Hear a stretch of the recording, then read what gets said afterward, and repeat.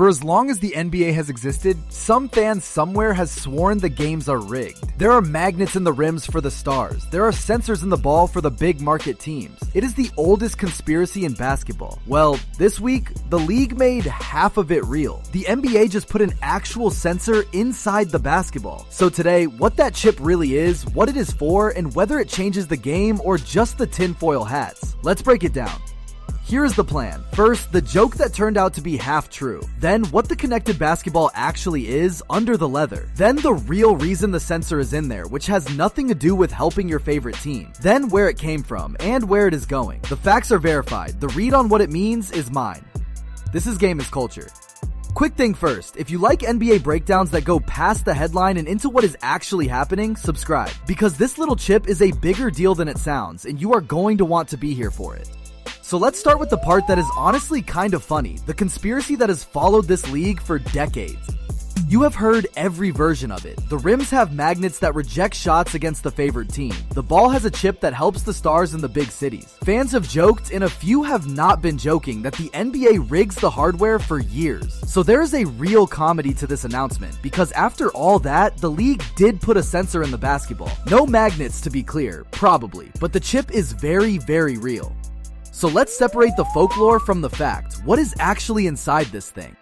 It is called the connected basketball, and it will be used at Summer League this year. Inside is an embedded sensor that detects contact with the ball. That is the key word, contact. And here's the important part for the players. It does not change the ball's weight, its feel, or how it plays. If nobody told you, you would never know it was in there. This is not a gimmick ball. It looks and bounces like any other. So if it is not there to help anybody win, what is the sensor actually for? This is the real story. Officiating. The league says the ball will collect data to support future officiating calls, and it named one specifically, last touch out of bounds. That maddening moment where the ball flies out, everyone points the other way, and the refs huddle at the monitor guessing whose fingertip grazed it last. A sensor that knows the exact instant of contact could answer that instantly. That is the whole idea. And notice this dropped on the exact same day as the one free throw rule. That is not a coincidence. Both are aimed at the same thing, a faster, cleaner game with fewer dead stoppages and fewer blown calls. The free throw rule attacks wasted time. The connected ball attacks wasted reviews. This is the league quietly rebuilding the game around pace and accuracy at the same time. Now, before you panic that the robots are taking over, understand this is not new, and it is not sudden.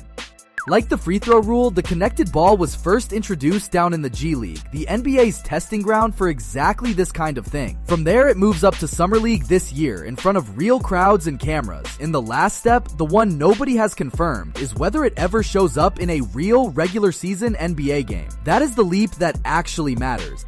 And the NBA is not doing this in a vacuum. Look around at other sports. Soccer put chips in the ball and cameras in the stadium for goal line and offside calls. Tennis replaced line judges with electronic tracking. Football wired up the ball and the players. The connected basketball is the NBA finally joining a wave that is already everywhere. Tech creeping into officiating is not a maybe anymore. It is the direction.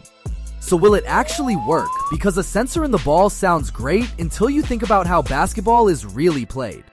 Here is the hard part. Contact in basketball is chaos. On an out-of-bounds scramble, 5 hands can slap the ball in a fraction of a second. Can a chip really tell you which fingertip touched it last, cleanly enough to overturn a call in front of 20,000 people? That is the entire question, which is exactly why they are testing it in the summer on low-stakes games before anyone trusts it in June. But compared to what we have now, today a last touch call is a slow motion guess. Refs squint at a replay, freeze the frame, and still get it wrong half the time. A sensor that logs the moment of contact would be faster and, if it works, more accurate. The one thing the old way protects is the human element, the argument, the drama. Some fans do not want that gone. So here is my read. This is not a rigging device, and it is not a robot referee. It is an assistant, a tool to get one specific call right faster. If the data proves accurate, I think it reaches the NBA, because getting calls right is the one thing everybody claims to want. And do not sleep on it. This quiet little chip might end up changing the game more than any flashy rule ever does. So, does the chip in the ball reach real NBA games? On my dial, I lean likely. The technology is low risk, it fixes a call everyone hates, and the whole league is trending this way. The only thing holding it back is trust. The NBA has to prove the sensor is right before it lets the sensor decide anything. Get that right, and this is coming.